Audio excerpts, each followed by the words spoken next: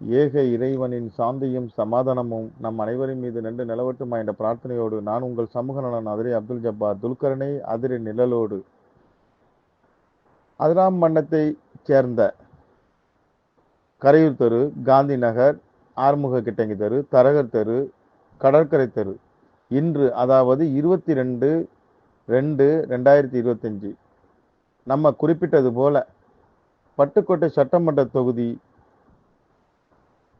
உறுப்பினர் திரு காவண்ணா அண்ணாதுரை அவர்களை சந்தித்து நன்றி தெரிவிச்சிட்டு வர்றதாங்க நீங்க பாக்குறீங்க. இந்த நன்றி தெரிவிப்பு எதற்காக வேண்டி என்றால், அதிராம்பட்டம் நகராட்சி கழிவுநீர் கசடு சுத்திகரிப்பு நிலையத்தை இந்த கடற்கரை பகுதியிலே அமைக்க இருந்த நிலையை அதை அமைக்க கூடாது என்று எதிர்ப்பு தெரிவித்து இந்த 5 மீனவ கிராமங்களும் தொடர்ந்து கோரிக்கை வைத்து வந்ததுங்க.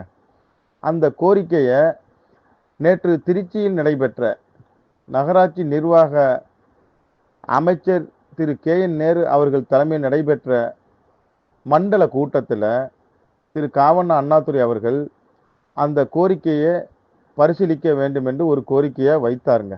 அதற்காக தான் இந்த நன்றி தெரிவிப்பு.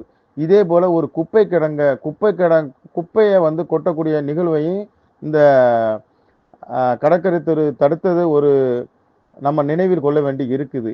இதே போல அந்த கடற்கரை பகுதி மாசுபடக்கூடாது என்று இவர்கள் எடுத்து வரக்கூடிய அனைத்து முயற்சிகளுக்கும் கண்டிப்பா நம்ம வந்து வரவேற்கணும்.